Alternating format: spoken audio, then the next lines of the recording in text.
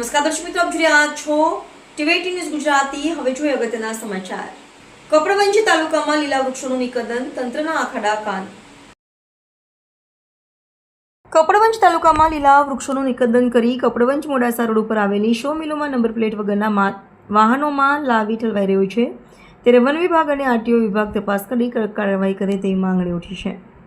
Modasa road ઉપર સંખ્યાબંધ show મિલ આવેલી છે, જ્યાં તાલુકાના દંતાલી, લેટર, ઘઉંવા, ભૂતિયા, પીરોજપુર, લાડુજીના મુવાડા, વઘાસ, દોડિયાપુર, નિર્માલી, ઝંડા જેવા ગામોમાંથી વૃક્ષોનું નિકંદન કાઢી ઊંટલારીઓ અને નંબર પ્લેટ વગરના ટ્રેક્ટરો ભરી મોડી રાતથી વહેલી સવાર દરમિયાન ઠલવાઈ રહ્યા છે.